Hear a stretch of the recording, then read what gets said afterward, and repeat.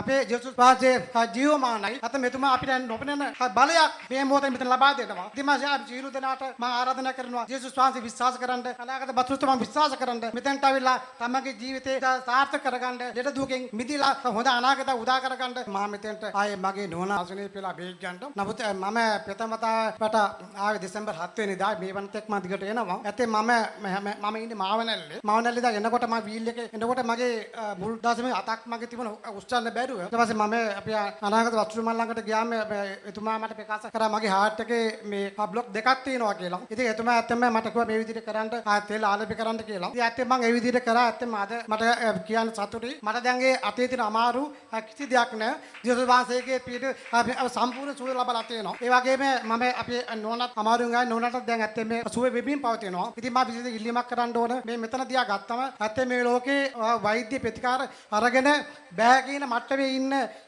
ලෙඩු තමයි මෙතන දෙන්නේ. ඉතින් ඒ නිසා කියන්න ඕන අපේ ජේසුස් වහන්සේ ජීවමානයි. අත මෙතුමා අපිට නොපෙනෙන බලයක් මේ මොහොතේ මෙතන ලබා දෙනවා. ඉතින් මම ජීලු දෙනාට මම ආරාධනා කරනවා ජේසුස් වහන්සේ විශ්වාස කරන්න, අනාගත බතුස්තුමා විශ්වාස කරන්න. මෙතෙන්ට අවිලා තමගේ ජීවිතේ සාර්ථක කරගන්න, ලෙඩ දුකෙන් මිදලා හොඳ අනාගත උදා කරගන්න. ජේසුස් වහන්සේ අපි ගැන නිරන්තරයෙන් විශ්වාස කරලා වැඩ කරොත් අපි ළඟ බල ඉන්නවා කියන දේ කියන්න කැමතියි. ජීලු දෙනාට ස්තුතියි. දිව්‍ය සුව කිරීමේ දේව මෙහෙයන් සෑම සෙනසුරාදා දිනකම උදෑසන 9:30 සිටත් සෑම ඉරු දිනකම සවස 3:30 සිටත් පැවැත්වේ.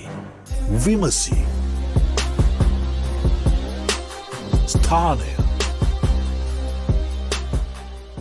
අපගේ සුවමෙහෙයන් සමග සජීවීව සම්බන්ධ වීමට දැන්ම අපගේ CGC YouTube නාලිකාව සබස්ක්‍රයිබ් කර සක්‍රියව සිටින්න.